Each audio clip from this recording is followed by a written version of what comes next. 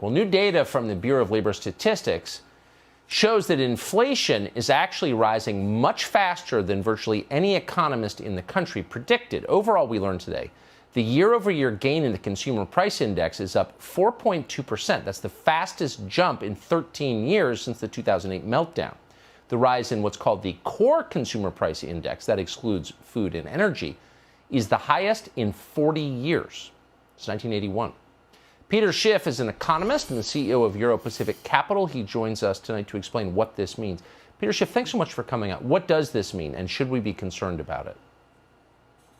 You should be concerned. And as I said on the program last time, this is a tax. It is the inflation tax. And if you look at how much the cost of living went up, measured by the CPI, in the first 4 months of this year, it's 2%. So if you triple that to annualize it, we have consumer prices rising at 6% annually. But if you look at the monthly numbers, every month it accelerates. So if you extrapolate the trend of the first 4 months of this year for the entire year, you're going to get a 20% increase in consumer prices in 2021.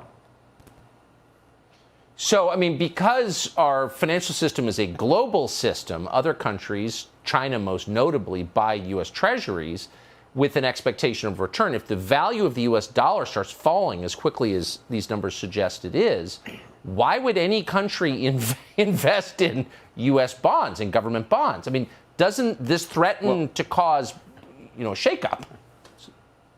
Well, they won't. Yeah, they're going to be selling U.S. treasuries. I mean, anybody that can connect these dots is going to be selling U.S. treasuries. And the problem is there's a lot of U.S. treasuries to be sold. And they talk a lot about the shortage of goods. The real problem is the surplus of money. Whenever you print a lot of money, it's always a good shortage because the Federal Reserve can print all the money they want. But they don't print products to buy with the money. So we have all this money being printed. We're not producing a lot. People are sitting at home cashing unemployment checks.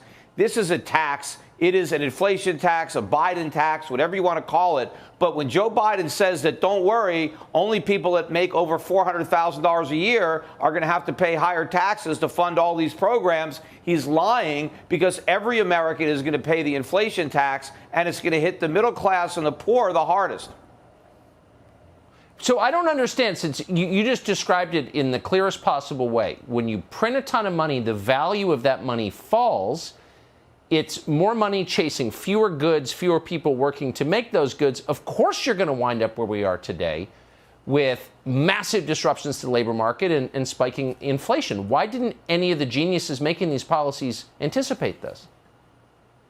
Look, even the so-called geniuses at the Federal Reserve, they keep telling us not to worry because, according to them, it's all transitory. But these are the same guys that told us not to worry about the subprime mortgage market. Remember, early on, Ben Bernanke said, don't worry about subprime. It's contained. Well, now they're saying, don't worry about inflation. It's transitory. Inflation is as transitory now as the subprime market was contained. And this inflation crisis is not only going to be worse than the financial crisis, it's going to be worse than the pandemic because the government's cure is what's going to kill the economy, not the disease itself. That's right. Nicely put. This is worth worrying about, I think. If you print too much money, it's worthless. That is a law of nature. Peter Schiff, I appreciate you coming on tonight. I hope you'll come back.